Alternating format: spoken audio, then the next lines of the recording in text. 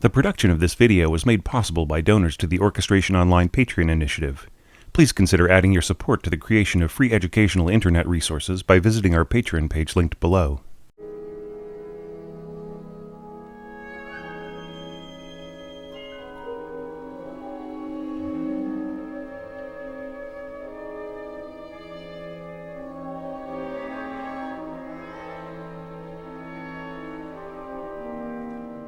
Hey there, this is your orchestration tutor Thomas Goss, bringing you back to Colors from Schoenberg's 5 Pieces for Orchestra.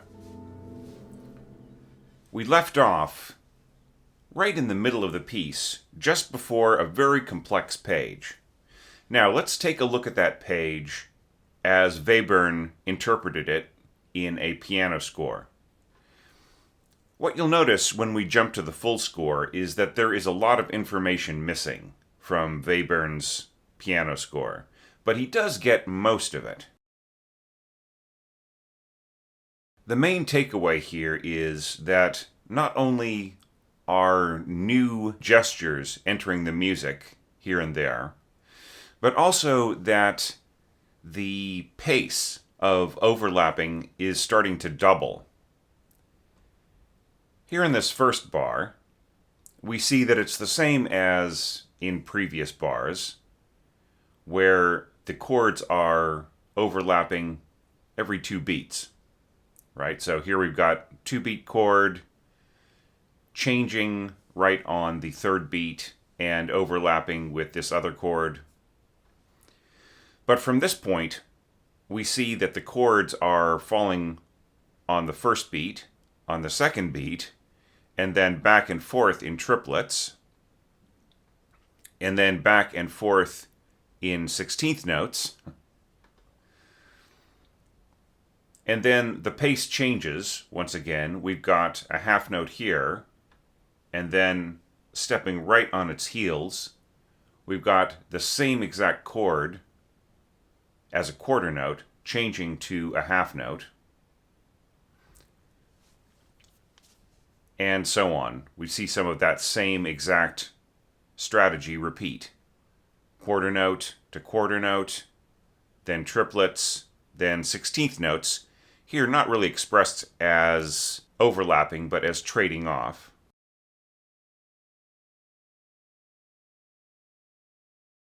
Now here, things get so complex that Webern writes a lot of this out just simply in one hand for one pianist before he gets to the trading off right in here. Let's go back up again. I've enlarged this because it's a very complex page, and I want you to get all the details in this phase before we jump over to the other score. So some of these gestures are already familiar.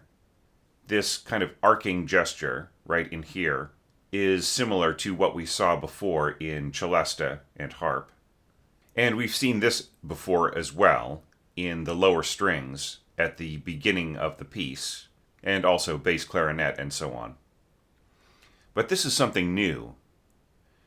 This semi-chromatic descent here, where the overall trend is downwards. It's not exactly chromatic. There are chromatic changes here and there, but it's not truly chromatic until you get to around here, and things just basically descend. And we can see other facets, those lower gestures being imitated from place to place, once again, until everything settles right here. So I've decided to make this just one screen in the orchestra, those 5 bars, so that we can really dig into it. Here we can see that the scoring is really becoming enormously complex. Right off the tail end of that harp and celesta, we've got the chord expressed here as all harmonics. So we've got this low C sharp artificial harmonic in the violas, which is going to sound 2 octaves higher. just as written in here. So that is the top note of the chord. Then, sounding a perfect fourth below that, we've got G sharp, written here in the bass staff, but of course sounding 2 octaves higher, so that is G sharp in the middle of the treble staff. And so on. We go down to here to E flat, same thing, it's going to be the E flat just above middle C.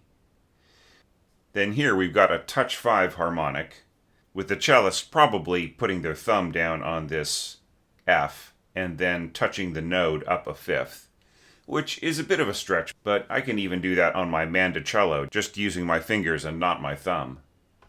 And here we've got something similar. We've got a touch 5 natural harmonic, so that's just an open A, so the bassist can touch their finger to the node at a fifth above that open string. And it creates this beautiful chord. And this is so carefully contrived, this chord right in here, and it just comes and goes so quickly.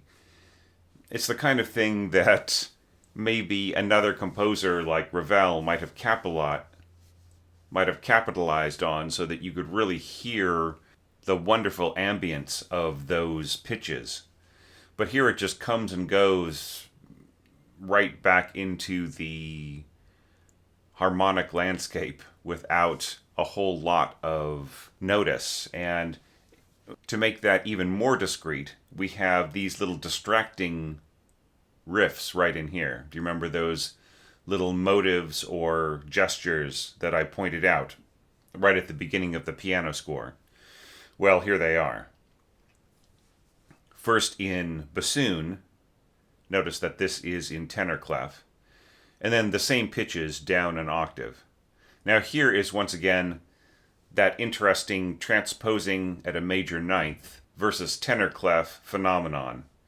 Here you have these notes spelled out as F, and then right here is an E, and so on, G sharp. Now, right in here, this appears to be the same pitch an octave lower, right? If this were treble clef, you would read this as G in the staff, and then this would be an octave lower G below the staff. So we're seeing some of that same thing happening right here, where things appear to be related. And of course, they will both sound F, right? This is going to sound F3, and this will be F2. F right under the bass staff. But this is just overlapping right into the next chord right in here.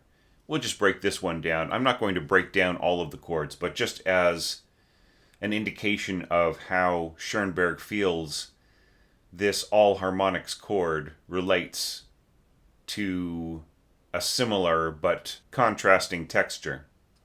Here we've got C sharp on the top in flute. We've got concert A, written F sharp, remember up a minor third.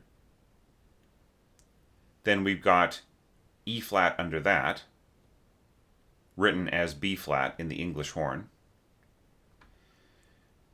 And then middle C, there's that same middle C note that was a touch 5 interval for this cello. And then right at the bottom, we've got this concert E, written B. And that is the same as this E, which of course is going to sound down an octave because this is a double bass part, right? And that is a beautiful chord all on its own. But it just is so interesting that it is so subtle with all of those different colors on each pitch. And it seems to blend in perfectly with all of these harmonics. And like I said, it just comes and goes, right? It's genius level scoring on all of these chords. And now the chords are just going to go back and forth and change quite a bit. And you'll notice places where the players just are struggling in this recording to try to not stick out of the texture, and it just becomes harder and harder. Sometimes they take these little hairpins a little too seriously, and you'll really hear like a trumpet or trombone coming out and going ba-da.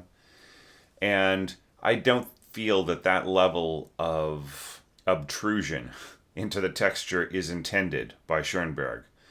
It's probably meant to be a bit softer, but since this is a live recording and the players don't really have the opportunity to go back and fix things, and you should understand that some recordings really are pieced together and very cleverly spliced and crossfaded and so on and so forth. So you can have 3 or 4 bars that were absolutely perfect that took a lot of time to nail, and they can be seamlessly inserted into what was otherwise a perfect performance but had a bad section in it. Engineers for concert music recordings are amazing. They are every bit as great, and sometimes greater in some respects, than audio engineers for pop music. Now, actually, that's not really true. I consider them to be equally great across the board because a lot of times they cross over from field to field. So here we're starting to get faster and faster in terms of where we are trading off. The third chapter of this lecture is just going to be this entire piece boiled down into that piano score we've been looking at. And the piano score is going to be marked with chord colors of the different instruments, just as we've seen with some of these diagrams that I've been sharing that show everything all spelled out over a grand staff so that you can understand it better. But using the Webern transcription and really showing where all of these things lie and what instrument is playing what. And I think that would just be really easy for study and will be just in general a great resource for people who have to write papers on this at university or whatever. So here we're getting an increased incidence of chords, one right on the first beat, one on the second beat. We can see all those pitches lined up there. And then we're seeing triplets. And this is a little confusingly scored, but that is just how it works. So here is the first note of the triplet, right? And then that overlaps with the second note of the triplet, which falls right here, right? So we're seeing more strings coming into the texture. And that overlaps with the third pitch of the triplet. Coming right in here, we see this higher viola note, that C sharp right there. And then the other notes that are lining up with that as well. Third trombone, first trombone, fourth horn, and so on. I'm not going to pick all of these apart for you because that will be on the diagram. It's just kind of a waste of time for us to go through all of those if I'm going to diagram them out. Then in the next bar, we see that things are going back to a kind of a half note length for the shifting chords. But at the same time, there's a change in the middle, not necessarily of pitch, but just kind of piling on, right? It's an added chord that's playing the same pitches on additional instruments. And then we've got the overlap in the middle, once again going to half notes. And here is where we're seeing another gesture come in, that very subtle sagging downwards in stacked fifths, a chord that I've been calling an open ninth, which is really more of a jazz way of looking at it. Here we see the first one come in here, and then the second one coming in right after that. And this is the point at which, I wouldn't say all hell breaks loose, but we just see a bunch of chords changing and piling on top of each other, and these sul ponticello tremolos making their way downwards. Here you can really see how they're constructed, and that really is, despite Webern's very, very careful transcription on piano, there really is a decidedly downwards trend to all of these pitches, which tend to sort of not really accelerate, but increase in incidence as the music gets towards the end of this last bar. Here we're seeing more of those stacked fifths in the double basses. And right in here, there are a lot of those different little pitches that Webern tries to incorporate into both hands. It really is a lot going on in here. And like I said before, I'll be putting a lot of this into the diagram, so we don't have to spend too much time on it here. But what you'll notice is that this exceedingly complexly scored music just comes and goes in a flash. It is over with so quickly that if you're trying to learn this by really listening and reading the score and not doing any internal processing, then you may find yourself not absorbing everything that you need to hear. That said, there are some really wonderful lines kind of disguised inside the music. One is this lovely contrabassoon line. Really, this is the contrabassoon supplying pitches that are part of the overall harmonic scheme, but it just ends up being its own line. Here's another one right in here, where the tuba comes in. I feel that that's really lovely. And of course, it is just functional within the scope of these other lines and the vertical harmony. But it ends up being a line, as does this first trombone line here, and the second clarinet right in here. There is continuity sort of lurking inside the largely vertical conception. And you can hear that continuity bringing itself out. And even though you can see by the piano score that it's vertically conceived, these lines in the middle provide a kind of thematic sinew that holds us together. And of course, there is this little diving line right in here that does that as well, a little bit more obviously. But it really is the kind of page that takes a long time to just grasp everything that is going on, especially because Schoenberg is not making things easy for the listener by making it all tonal, right? If this were expressed even as extended tonality, but still tonality, I think that you would understand a lot more that is going on here. Let's have a listen to this now, and just as I'm suggesting throughout this whole series, keep jumping back to the beginning and listening to it several times over until you feel like your understanding of the different elements is starting to cohere a little bit.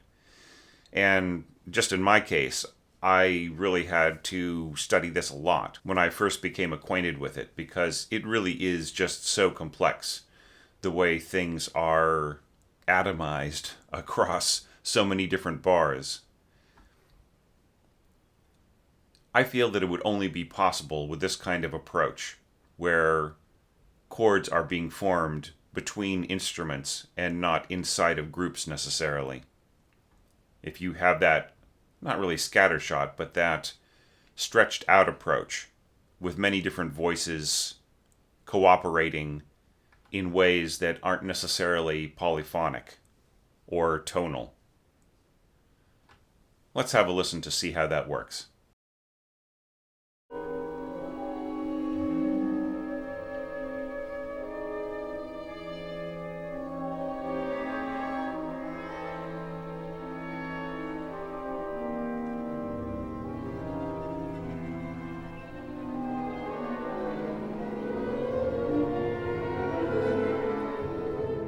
And that takes us to the final pages, in this case on piano, and the final screen, which you'll see when we jump to the full score.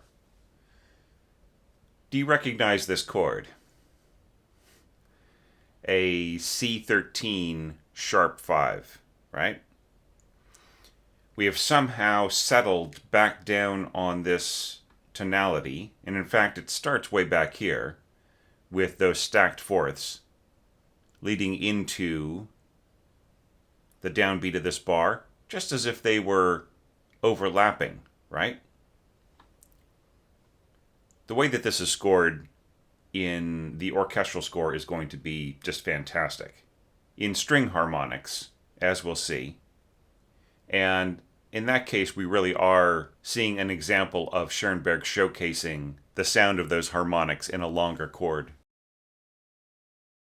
Some more little flutters, back and forth. Very simple-minded birds in this particular picture of nature, if that indeed is what it is. Very nice little chiming chord right here. And then we see those stacked fifths, once again jutting downwards by a whole step. And at this point, we go right back to the same exact approach as the beginning, trading off every half beat. The little gestures that intrude are ones that we've seen before. As just mentioned, stacked fifths jutting downwards in a sort of a call and response fashion. Little flutters or twitters, somewhat bird-like. This is rather nice right in here. As you'll see in the score, Webern is trying to simulate the effect of tremolo strings. This is rather nice right in here. These low C sharps, diving downwards in octaves, stretched out across two pianos, which actually works pretty well, I think. And then that same exact tweet is being replicated 2 octaves down. And at this point, it basically just dies away to a very short, sehr kurze, very short fermata right at the end. All pretty much plain and simple. One thing that I would point out, while we have got the 2-piano score right in front of us here, is that the changing of chords to get different colors is different from the beginning, even though it starts on that same C13 sharp 5 chord, right? So this is not a replication in any sense of what happened at the beginning, and as you'll see in the score, it's not the same either. There are no groups which are repeated as in the first passage, where you just had the same exact back and forth between two very well worked out groups of instruments. Here, it's just many different groups of instruments coming and going, without too much repeating. I mean, there are some elements that return periodically, like the English horn. And I think that the English horn adds a certain color to it that's a little bit more forceful. You'll hear in this recording that the other players are picking up on that brighter sound of the English horn, and they're emulating it somewhat. Most prominently, I would say, in the flute. The oboe player tries to control it a little bit better, but the flute player kind of takes their cue from what is happening with the English horn player and tries to have the same kind of vibe so that the chord doesn't seem like it's dropping off the face of the dynamics. Okay, well, I'm getting a little ahead of myself here. So let's jump back to the beginning of the passage. And here, just as I promised, is that big chord. Now, let's look at the very base of the chord, and that is being played by these very low instruments here. Contrabassoon playing in octaves with the second bassoon, and we've got a little bit of tuba adding to the bottom as well. Okay, but what is really happening here? We've got a low touch 5 harmonic here. So this little circle right in here is not a note. It's supposed to be like a harmonic circle. And just take my advice as a copyist. Do not insert the harmonic circle into the staff like this. That is really not a good thing to do. As you can see, it could be easily confused as a note, especially when you are dealing in a passage with whole notes, right? With semibrevs. This is so easy to confuse as a note if the player is in a hurry. You hope that that won't happen, but stranger things. Anyhow, this is a touch 5 harmonic, which gives you the written middle C, which actually sounds an octave lower, right? So this is forming a triple octave with these two other notes right in here. Remember, we're going back to that C13 sharp 5. So here's our sharp 5. The double bass, in this case, touching a touch 5 node above this C sharp renders a G sharp. A little bit hard to read there. But yeah, this is a G sharp, and it's saying, sounding ottava, which is just as much to say that it will be G sharp below middle C, right? Which is right where we want it. Here we've got another touch 5 harmonic. In this case, the cellist is playing an E, doing a touch 5, which results in a B. That is the lowest member of our stack of perfect fourths, right? So we just need to add some more fourths above that. So the next one up would be an E, which is what we get from a touch 5 on this A in the second solo cello. And then right here, just in order to get that top A, all that's needed is a simple octave node harmonic on the A string. And it's a beautiful chord, just all harmonics, and that is held throughout these two bars, starting with this rolled harp and celesta chord. And then do you remember that just before the little back and forth twittering happened in the piano score, there was a chord that was marked ottava? Here it is. And if these players can nail that chord, as you'll hear in the recording, just right off the bat, then it is a beautiful sound. So you have that 4-part chord, and it's all written out here in these little notes. So it comes in, and then the twittering back and forth starts. Notice how the harp and celesta, first the harp, then the celesta, just come in on different pitches rather than playing throughout the entire thing. And I think that that is a very wise decision, because otherwise I think it would sound too mechanical. So just little bits of color are being reinforced in this little piccolo solo, really. It's two piccolos playing a very prominent featured line. And right under that, we hear the flutes and first clarinet playing that bum-bum idea. So that is held. Interesting how the copyist decided to write this out, isn't it? So we've got 16th rest, 16th note, followed by tied 8th notes. And here, they just gave up and had the same two rhythms at the beginning, but then a quarter note. I find this to be way more readable, but I can see the reason why this is written differently, and that is so that this will line up with the beginning of the triplet. That helps the score reader, it helps the conductor, and it might even help the flute players if they're feeling that tie going across, rather than a somewhat more arbitrary, but certainly no less accurate interpretation of how the rhythm should go.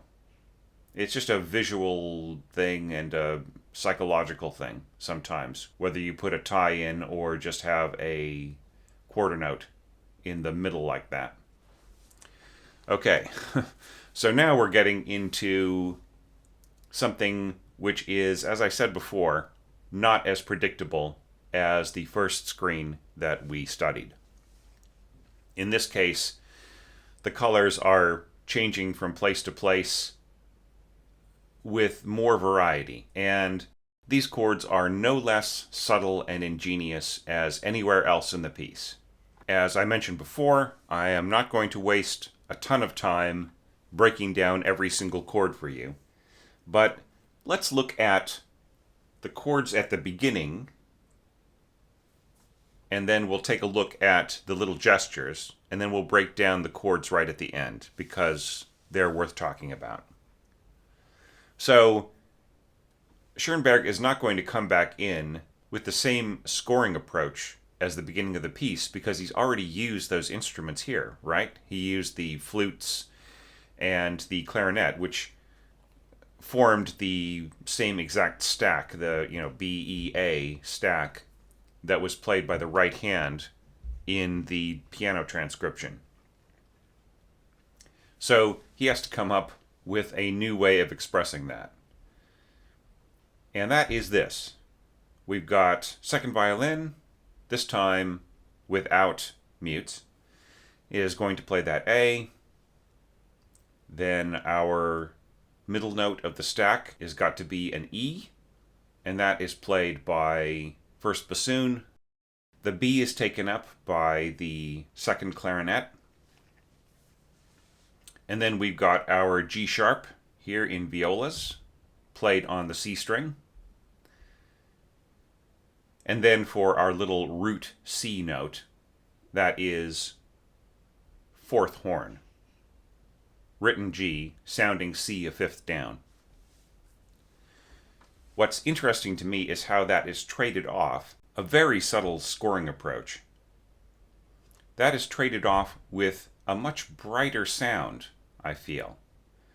The top note is played by third horn, very soft high E, but that is still going to be a little harder to control than normal. I mean, it's kind of subjective. What is pianissimo for a high E on horn is not necessarily pianissimo for the rest of the orchestra, and Schoenberg had to have known that, and especially if he was going to assign the next note down in the chord of this English horn playing a concert E written B, with a crescendo in the middle leading to this note down a half step of written A sharp sounding D sharp.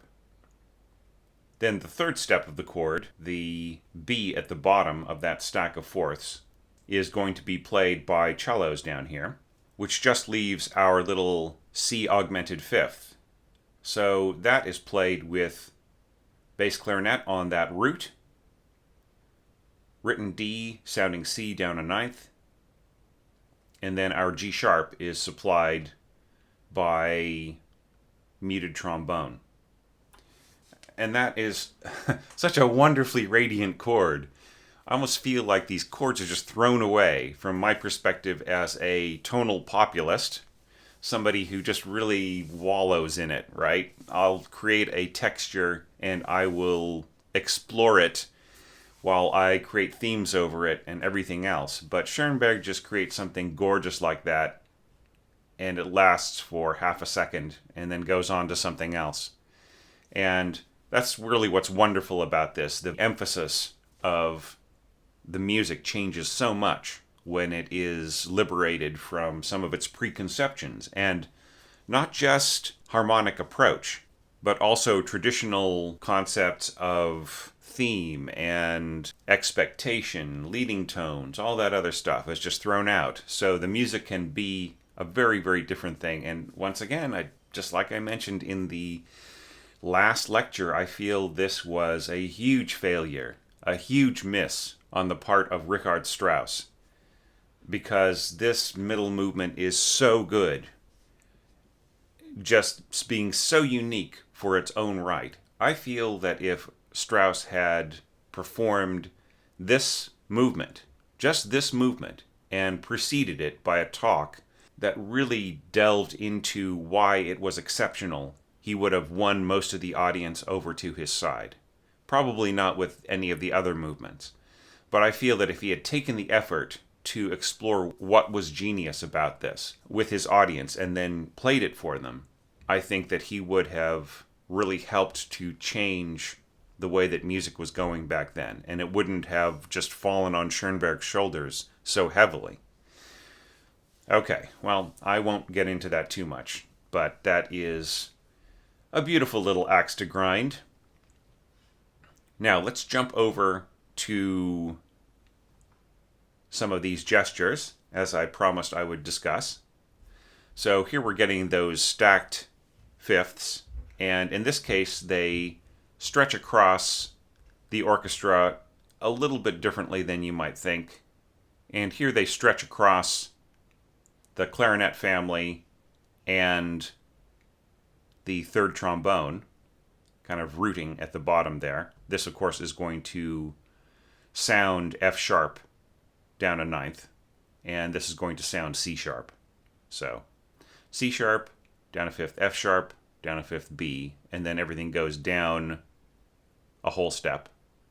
I love this beautiful high A here in the double basses. It's just a wonderful note, but this will all be charted out for you to look at for yourself.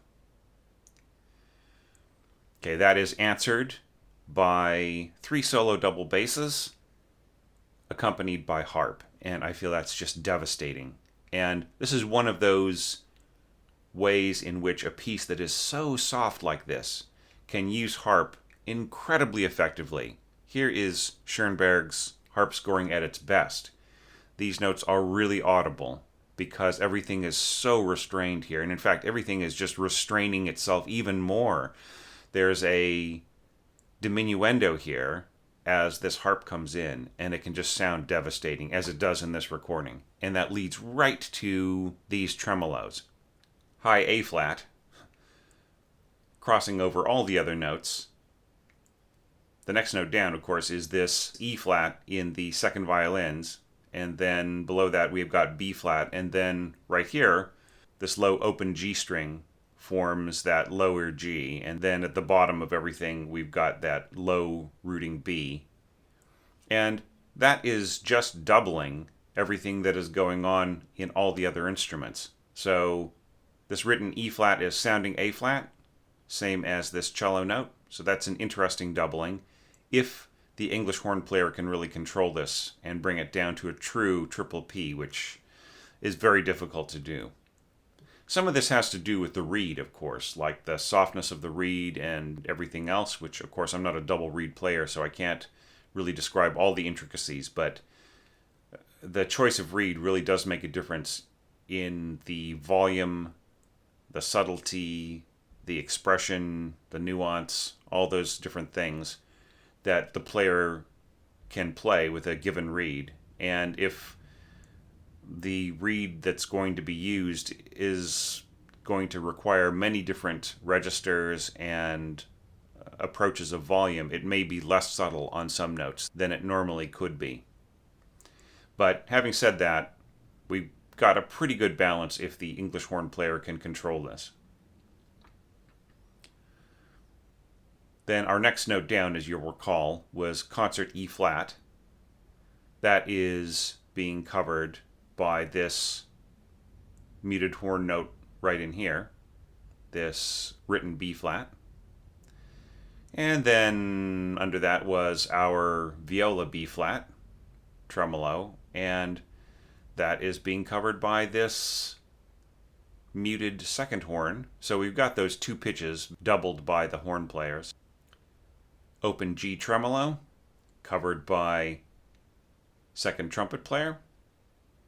And then the low B is being covered by bass clarinet, written C sharp, a major ninth higher. So yeah, I just felt I would break that one down because it's such a unique color and nicely scored across the other instruments. Keeping in mind that this is sul ponticello, right? So you have kind of a more metallic, kind of glassier sound. And that is being matched together with muted brass, mostly, English horn on top, and then bass clarinet at the bottom. And that creates just a beautiful color, which, just like all these other wonderful chords, just comes and goes in an instant. And you just really have to notice it. That's why a piece like this lends itself to repeated listenings, as I hope you will give this section when I play it for you in just a minute. Here we have those wonderful C-sharp harp octaves. Here I would actually hope that the harpist would bring out the first C-sharp a little bit more strongly. Notice that each one of these notes is supported by a note happening somewhere else in the music. So in this case, we've got the first note being doubled by the cellos, and then the next C sharp, very, very soft tuba, that will be extremely effective. And then after that, we've got contrabassoon. Notice the overlap here into the next bar that will help the contra last as long as the main resonance of the harp. The harp will sort of die out kind of a little bit farther along, but better for the harpist to kind of let this resonate a little bit, and then maybe right here, when they play these notes here, they can damp those lower strings with their left hand. Wonderful little roll right in here. And the music is getting subtler and subtler in terms of its scoring. Then finally, it is ending right here with this stack of chords. And I think it's really lovely that we're coming back to that C13 sharp 5 chord with muted first violin on top. Remember, we have our stack of fourths. So the next note down is going to be an E, which is being played by our first trumpet player. Then down a fourth from that is our B, and that is being played by the third horn player. All that's needed after that, of course, is the G sharp. The G sharp in this case is being supplied here enharmonically as A flat sounding down a whole step from the B flat. And then our root C is just second horn, right? So it's a very brassy kind of a chord with a little bit of clarinet in there and the first violins on top. So the final chord is going to be a little bit more collaborative. We've got muted double bass and contrabassoon playing that same C that we actually saw being played by second horn. This is why learning to transpose just at the drop of a hat is so useful, to see that these are the same exact note, even though they look so different. The G sharp in the middle of the chord is a very, very soft English horn. The B at the bottom of our stack of fourths is a muted third trumpet. The E in the middle is being supplied by the second flute. And the A at the top is a very, very soft bassoon. I feel that that is such a wonderful mix of colors. And then just right at the end, we have this tiny little surging C in the violas. Now, throughout this, I have somewhat neglected to mention the effect of the pulsing bass that we saw at the beginning of the piece. And that is because it really isn't something that enters into this music. It's something that has been erased from the score. And if you will have a look at the piano score, which is something I should have pointed out then, it is really something that does not rear its head until the end of the piece. Here you start to see it come back. And that is really what this little fermata note was at the end. It was a look back to that approach. But all the same, despite the fact that we just really see it kind of coming here and there, you get a little note there, you have those same C sharps being played here, which are part of that possible idea. And, the note here with a contrabassoon. I think that Schoenberg took that out because he didn't want that momentum, that same momentum, to push the music forward. I think he wanted to retract it, and that was a wise decision. So think about all of those elements, too many to list. As we have discussed, it's such complexly scored music that it would take hours to really break down every single chord.